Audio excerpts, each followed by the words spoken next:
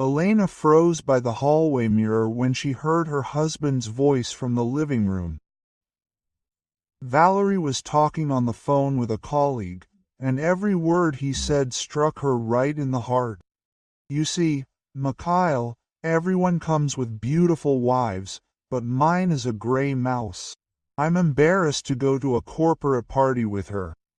She doesn't take care of herself at all. She wears baggy dresses.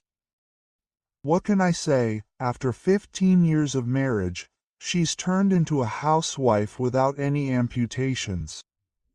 Elena slowly lowered the hand holding her keys. 42 years old, 15 years of courage, 2 children who are now grown and living separately. She really did stop taking care of herself after the birth of her second child, completely absorbed in caring for the family. Valerie was making a career at a large construction company, and she was running the household and raising the children. Well, she still had to go. Maybe no one will notice in the dark restaurant, Valerie continued, and Elena heard his laughter. She quietly walked into the bedroom and sat on the bed. A woman in a gray sweater and black pants, her hair pulled back casually, was reflected in the closet mirror. She had once been a vibrant philology student, dreaming of a career as a journalist. She had long brown hair that Valerie loved to kiss, and she knew how to dress in a way that made people turn heads on the street. "Lena, are you ready?" her husband called. She had to be at the restaurant in an hour. "Almost," she replied, although she hadn't even begun to get ready.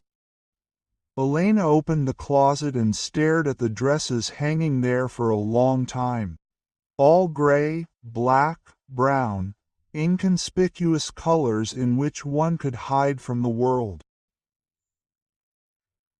Hanging in the corner was a red dress she'd bought 3 years ago in a fit of nostalgia but never worn.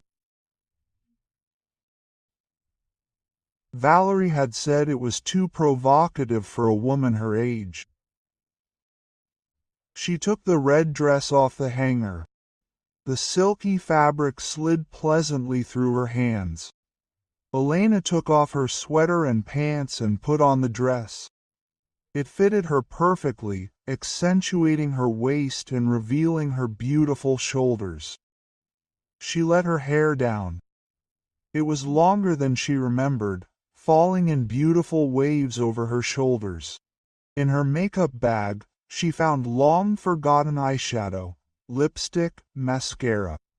Elena carefully applied her makeup, and a completely different woman appeared in the mirror, elegant, refined, with lively eyes. "Lena, we're late," Valerie called impatiently. She put on black high-heeled shoes, grabbed her small handbag, and left the bedroom. Valerie stood with his back to her, buttoning his jacket. "I'm ready," Elena said. Her husband turned and literally froze in place. His mouth dropped open in surprise. "It's you," he muttered. "Who else?" Elena answered calmly, putting on her light coat. "Let's go, or we'll be late." Valerie remained silent the entire way to the restaurant, only occasionally glancing briefly at his wife. Elena looked out the window and thought about how long it had been since she felt like a woman, not a mother, not a housewife, not an accessory to her successful husband, but a woman. The Metropole restaurant was located in the city center, in an old mansion. The large hall was beautifully decorated, and live music was playing. Waiters in white shirts carried glasses of champagne. The construction company employees were already gathered at a long table. When Elena and Valerie entered the hall, the conversation died down. All eyes turned to the elegant woman in the red dress. Valerie's colleagues, who had known his wife for many years, had difficulty recognizing her as the modest housewife who occasionally appeared at corporate events. "Valerie, is this your wife?" asked company director Andrei Petrovich in surprise. "Elena Sergeyevna, you look simply irresistible today." Valerie smiled proudly, as if it were his fault his wife looked so good. He led Elena to the table and gallantly pulled out her chair. Colleagues vied with each other in complimenting her. The employees' wives eyed her outfit with envy. Elena smiled and answered questions, but she felt like an actress. On stage, she played the role of the happy wife of a successful manager, although inside, something had changed dramatically. Her husband's words, heard today, seemed to lift a veil from her eyes. She saw their marriage for what it truly was, a comfortable union, where she acted as a domestic servant and prop to enhance his status. Valerie drank heavily, laughed louder than usual, and told jokes. Elena noticed him exchanging glances with a young employee from the marketing department. Svetlana was about 10 years younger than her, a slender blonde with heavy makeup and a form-fitting black dress. When the dancing began, Valerie approached Elena. "Shall we dance?" he suggested, clearly wanting to show off his beautiful wife to his colleagues. "Later," Elena replied. "I'm going to the ladies' room." She rose from the table and headed toward the restroom. As she passed the half-open door to the back office, she heard familiar voices. Elena stopped and saw her husband and Svetlana through the crack. They were standing arm in arm, and Valerie was kissing her neck. "It's such a pity you're married," Svetlana whispered. "Although your wife looks quite nice today. It's amazing how a gray mouse can transform herself so completely." "Yeah," Valerie chuckled. "It's a shame it happens so rarely. If only she always looked like this." "And then what?" Svetlana asked playfully. "Then maybe I wouldn't be looking for fun elsewhere," Valerie replied, kissing her again. Elena stepped back from the door. Her heart was pounding, but strangely enough, she felt no pain, only cold clarity and determination. She didn't throw a jealous tantrum, didn't run home in tears. Instead, she calmly returned to the hall. The music played a slow melody, and couples twirled on the dance floor. Elena picked up a glass of champagne and walked over to the microphone the host had just used for announcements. Everyone turned to her. "Sorry to disturb you," she said into the microphone, her voice surprisingly calm and confident. "I'd like to take this opportunity to share some good news. Today I've decided to file for divorce from my husband, Valery Nikolaevich." The room fell silent.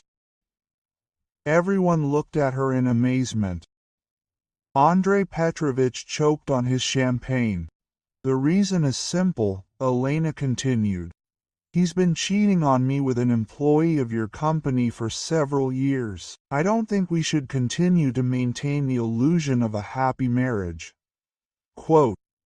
She replaced the microphone and calmly returned to the table. At that moment, Valerie ran into the room, flushed with anger and horror. A pale Svetlana followed him. "Lena, what the hell?" he began, but stopped short when he saw the faces of his colleagues. Everything is fine, dear, Elena said, packing her purse. I just decided to be honest. Isn't that what you've been teaching me all these years? Quote. A man of about 40 approached her, tall, with receding temples and kind brown eyes. Elena remembered him. It was Dmitry Olegovich, an architect who had recently joined the company. Elena Sergeyevna, he said softly, may I invite you to dance? I think such a wonderful woman should not sit idle on the sidelines. She looked at him and saw genuine admiration and respect in his eyes. Not pity, not curiosity, but respect for her courage. With pleasure, Elena replied. They stepped out onto the dance floor. Dmitry danced superbly, confidently leading her. Elena felt the tension leave her shoulders, how she relaxed in the arms of this unfamiliar man who treated her like a jewel. You are a very brave woman, he said quietly as they twirled to a slow melody. Not everyone would dare to do such a thing. I'm just tired of hiding, Elena replied. Tired of being a gray mouse in my own life. You were never a gray mouse, said Dmitry. It's just that until today, no one was able to see the real woman in you. Valery stood by the wall and watched his wife dancing. His face was distorted with rage and pain. He saw how another man held her by the waist, how she smiled at him, how easily and gracefully she moved in the dance. For the first time in many years, he realized that he could lose her forever. After the dance, several more men approached Elena with invitations, but she politely declined. Dmitry led her to a table in the far corner of the room. Can I have your phone number? He asked. I'd like to invite you to dinner when all the passions have died down. Elena wrote down her number on a napkin. Valery watched this scene from the opposite end of the room, clenching his fists. The rest of the evening passed in a fog. Elena no longer danced, she only sat at a table with Dmitry and chatted. He talked about his projects, his travels, asked her opinion on books and films. It had been a long time since anyone had been interested in her thoughts, had listened to her so attentively. They drove home in separate cars. Valery was silent the entire way, only breathing heavily.